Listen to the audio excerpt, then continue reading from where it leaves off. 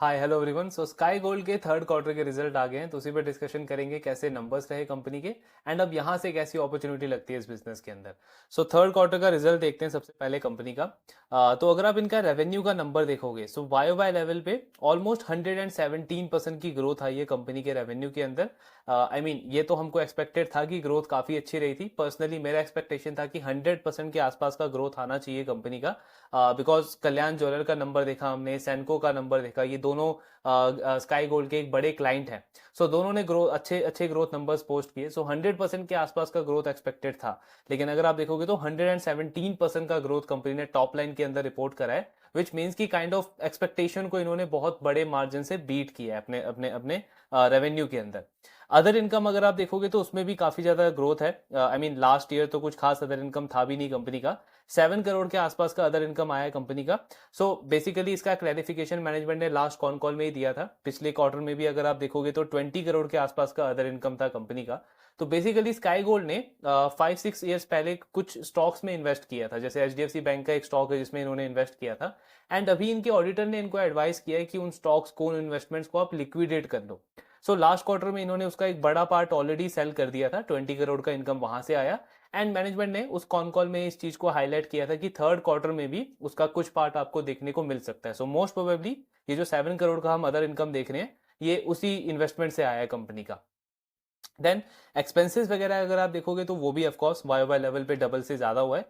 However अगर हम PAT का नंबर देखें कंपनी का, सो वो वाई वाई लेवल पे 4 टाइम की ग्रोथ आई है उसमें, मतलब 9 करोड़ का प्रॉफिट था कंपनी का लास्ट ईयर। इस क्वार्टर में 37 करोड़ का पैट कंपनी ने रिपोर्ट करा है। इनफैक्ट अगर हम ये 7 करोड़ का अदर इनकम एक्सक्लूड भी कर दें, स्टिल कंपनी का जो पैट है वो 3 टाइम ग्रोथ उसने शो की है वाई वाई लेवल पे। सो सॉलिड ऑपरेटिंग लेवरेज मिला है कंपनी को। इनफैक्ट अगर आप इनके इबिट्टा मार्जिन भी देखोगे तो उसमें भी अच्छी इंप्रूवमेंट है। मार्जिन कंपनी के लास्ट क्वार्टर में, लास्ट ईयर 4% के आसपास थे, इस क्वार्टर में 6% का इबिट्टा मार्जिन इन्होंने इंप्रूव रिपोर्ट करा है। सो टॉप लाइन में सॉलिड ग्रोथ है, मार्जिन में इंप्रूवमेंट है। एंड उसके साथ में मैनेजमेंट ने ऑलरेडी गाइडेंस दिया था इस फाइनेंशियल ईयर के लिए कि इनका पैट मार्जिन इंप्रूव होगा। ऑलमोस्ट 3.5% का पैट मार्जिन कंपनी मैनेजमेंट ने गाइड किया था, बिकॉज इनका कहना था जो वर्किंग कैपिटल लोन है हमारा, उसको हम कन्वर्ट करेंगे जीएमएल के अंदर, गोल्ड मेटल लोन के अंदर, तो हमारा फाइनेंस कॉस्ट कम हो जाएगा। सो वहां से हमको और बेटर मार्जिन मिलेंगे। सो ये सारी चीजों ने इनकी ग्रोथ को ड्राइव किया है। प्लस इसके साथ में कुछ और चीजें अगर हम देखें जो मोस्टली डिस्कस नहीं हो पाती हैं स्काई गोल्ड के लिए। सो अगर आप देखोगे कि क्यों पिछले इतने क्वार्टर से कंपनी इस तरीके की ग्रोथ को अचीव कर पा रही है, तो 2-3 उसके मेन रीजन है। अगर आप देखो तो FY23 के अंदर स्काई गोल्ड की जो कैपेसिटी थी, जो मैन्युफैक्चरिंग फैसिलिटी थी, वो काफी छोटी थी। अराउंड 20-25,000 स्क्वायर फीट का इनका वो फैसिलिटी था, मैन्युफैक्चरिंग फैसिलिटी था, जिसमें मंथली बेसिस पे कंपनी 225 केजी का जो गोल्ड है उसको प्रोड्यूस कर पाती थी, मैन्युफैक्चर कर पाती थी। सो उसमें इनको सबसे बड़ा प्रॉब्लम क्या आता था कि इवन जो कंपनी के पास एग्जिस्टिंग क्लाइंट्स थे, जैसे मलाबार इनका एक बहुत बड़ा क्लाइंट है, कल्याण एक बहुत बड़ा क्लाइंट है स्काई गोल्ड के लिए। सो इवन दो ये क्लाइंट बहुत बड़े हैं साइज में, लेकिन इनके टोटल इन्वेंट्री का स्काई गोल्ड के पास में बहुत कम पोर्शन आता था, बिकॉज फैसिलिटी काफी छोटी थी। प्लस इसके साथ में कंपनी को प्रॉब्लम आता था कि नए क्लाइंट्स को भी वो एक्वायर नहीं कर पा रहे हैं। जैसे इनकी मैनेजमेंट ने बहुत बार कॉन कॉल में इस चीज को बोला कि टाइटन हमको मेनली जो रिजेक्ट कर रहा था, ऑन बोर्ड नहीं हो रहा था, उसका उसका एक बहुत बड़ा रीजन था कि हमारी एग्जिस्टिंग फैसिलिटी काफी छोटी थी। सो कंपनी ने पिछले साल एक बहुत बड़ा एक्सपेंशन किया एंड नवी मुंबई के अंदर इन्होंने ऑलमोस्ट 81,000 स्क्वायर फीट का वो फैसिलिटी डेवलप किया वहां पे। एंड इसमें कंपनी की जो कैपेसिटी है वो 750 केजी पर मंथ के आसपास हो गई। तो 225 केजी से सीधे 750 केजी का इनका मैन्युफैक्चरिंग कैपेसिटी हो गया। देन अभी रिसेंटली हमने देखा कि कंपनी ने 2 एक्विजिशंस भी करी है। एक स्टार मंगलसूत्रा को इन्होंने एक्वायर किया, दूसरा स्पार्कलिंग चेन को इन्होंने एक्वायर किया। अब इन दोनों कंपनी के एक्विजिशन से स्काई गोल्ड का जो ओवरऑल कैपेसिटी है वो 750 केजी से बढ़कर के 1050 केजी के आसपास हो गया, बिकॉज इन दोनों का क्यूमुलेटिवली 300 केजी के आसपास का मैन्युफैक्चरिंग कैपेसिटी था। सो आप देखोगे तो सिर्फ 1 से 2 ईयर के बीच में स्काई गोल्ड का जो कैपेसिटी है वो 225 केजी से 1050 केजी हो गया, ऑलमोस्ट 5 टाइम का उसमें इंक्रीज हो गया।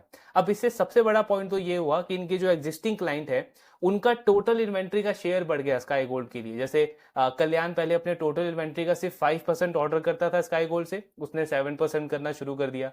मालाबार ज्वेलरी जो कि स्काई गोल्ड का सबसे बड़ा क्लाइंट है, सो पहले वो सिर्फ 7% ऑर्डर करता था स्काई गोल्ड से अपने टोटल इन्वेंट्री का, उसका शेयर इंक्रीज होकर के 9% हो गया। तो पहला एडवांटेज क्या हुआ कि एग्जिस्टिंग क्लाइंट से मेरा मार्केट शेयर बढ़ गया, मेरा पॉकेट साइज इंक्रीज हो गया।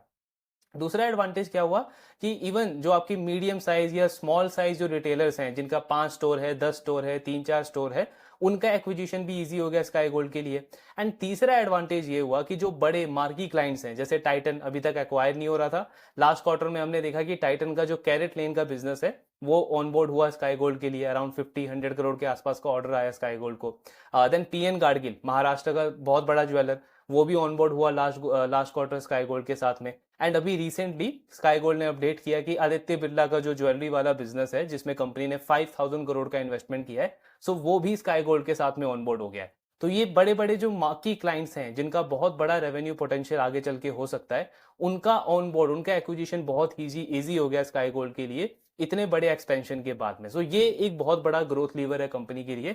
इनफैक्ट अगर आप आदित्य बिरला का वो जो ज्वेलरी वाला बिजनेस है उसका ग्रोथ एक्सपेंशन देखोगे, सो वो कंपनी अभी करंटली 10-15 स्टोर्स के आसपास ऑपरेट कर रही है। एंड उनका टारगेट है कि अगले 18 मंथ्स के अंदर हमारा जो टोटल नंबर ऑफ स्टोर है उसको हम 100 तक लेकर के जाएंगे। तो जब वो इतना बड़ा एक्सपेंशन करेंगे तो ऑफकोर्स उनका डिमांड बढ़ेगा, इन्वेंट्री बढ़ेगा, एंड वहां से स्काई गोल्ड का रेवेन्यू शेयर बढ़ने का और ज्यादा चांस हो जाएगा। तो ये सारी चीजें हैं जो इनकी ग्रोथ को, इनके रेवेन्यू को इस तरीके से ड्राइव कर रही हैं। और अभी भी अगर आप देखोगे तो इनका कैपेसिटी यूटिलाइजेशन जो पुराने वाले एग्जिस्टिंग फैसिलिटी में 90% के आसपास था, इस करंट फैसिलिटी में अभी भी सिर्फ 40-42% के आसपास कंपनी ऑपरेट कर रही है। यानी यहां से आगे का ग्रोथ का लीवर भी बहुत ज्यादा है कंपनी के पास में। इसके साथ में एक्सपोर्ट में भी हमने देखा कि पहले कंपनी को सिर्फ 5-6% का रेवेन्यू आता था, अभी डबल डिजिट रेवेन्यू शेयर आता है कंपनी का एक्सपोर्ट वाले मार्केट से। देन अभी तक सिर्फ कंपनी गोल्ड ज्वेलरी में थी, नया एक्सपेंशन किया तो कंपनी डायमंड ज्वेलरी के अंदर भी एंटर कर दिया। प्लस अभी इन्होंने जो QIP रेस किया है 270 करोड़ के आसपास का, इससे कंपनी का प्लान है कि ये लैब ग्रोन डायमंड के अंदर भी एंटर करेंगे, जिसकी ऑफकोर्स इंटरनेशनल मार्केट में बहुत ज्यादा डिमांड है। सो ये सारे लीवर्स हमको इस तरीके का कॉन्फिडेंस दे रहे हैं कि कंपनी का जो ग्रोथ मोमेंटम है वो सस्टेनेबल है। एंड अगर इनका एग्जीक्यूशन ठीक ठाक रहा, इसी तरीके से चीजें चली, तो कंपनी का जो वो बड़ा गाइडेंस है FY27 का 6300 करोड़ का रेवेन्यू करने का, उसको भी कंपनी बहुत इजीली अचीव कर सकती है। बहुत सॉलिड नंबर्स इन्होंने रिपोर्ट करे हैं। अब यहां से अगर हम देखें कि कैसी डील लगती है, कैसी अपॉर्चुनिटी लगती है, तो FY27 का तो इनका टारगेट है कि 6300 का करोड़ का हमको रेवेन्यू करना है। लास्ट फाइनेंशियल ईयर में कंपनी ने 1750 करोड़ के आसपास का रेवेन्यू किया था। यानी 3 साल के अंदर almost 3.5x company growth target कर रहा है अपने टॉप लाइन के अंदर। इस साल की अगर हम बात करें तो 3300 करोड़ के रेवेन्यू का इनका प्लान है, जिसमें से अगर आप लास्ट 3 क्वार्टर का रेवेन्यू देखो, सो ऑलरेडी कंपनी 2490 करोड़ का रेवेन्यू कर चुकी है। यानी 2500 करोड़ के आसपास का कंपनी का रेवेन्यू हो गया 9 मंथ्स में। लास्ट ईयर से अगर हम कंपेयर करें तो 40% का ग्रोथ है। पिछले पूरे साल का जो रेवेन्यू है उससे 40% का ग्रोथ ऑलरेडी 9 मंथ्स में कंपनी कर चुकी है। एंड अभी एक क्वार्टर पेंडिंग है और ये 4th क्वार्टर आपका चल रहा है। एंड वी ऑल नो कि ये जो वेडिंग सीजन है ये बहुत स्ट्रॉन्ग सीजन है। इंडिया की हिस्ट्री में बोला जा रहा है कि सबसे बड़ा वेडिंग सीजन है, 47-48 लाख वेडिंग्स प्लान है इस पूरी सीजन के अंदर।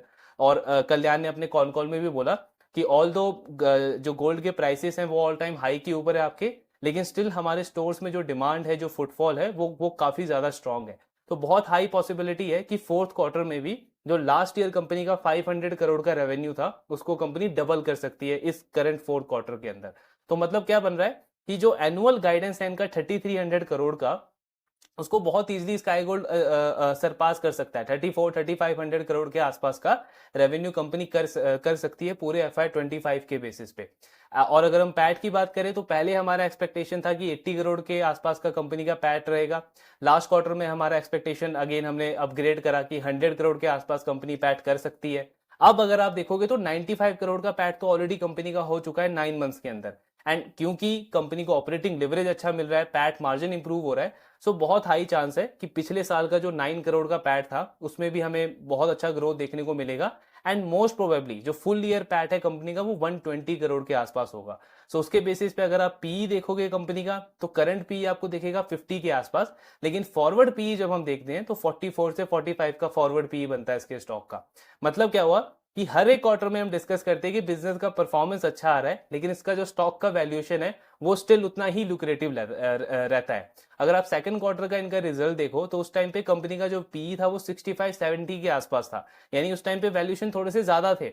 अभी इस एक क्वार्टर के अंदर कंपनी ने 1000 करोड़ के आसपास रेवेन्यू ऐड किया अपने बिजनेस में, 37 करोड़ के आसपास प्रॉफिट ऐड किया अपने बिजनेस में, एंड जो वैल्यूएशन है वो और सस्ता हो गया है। सो वही पॉइंट है कि हर एक बेटर परफॉर्मेंस, हर एक अच्छा क्वार्टर कंपनी के स्टॉक को और ज्यादा ल्यूक्रेटिव बना रहा है। तो मतलब वो री रेटिंग की अपॉर्चुनिटी जो है, जो हमने इतने क्वार्टर से डिस्कस करते आ रहे हैं, वो अभी भी काफी अच्छी लग रही है।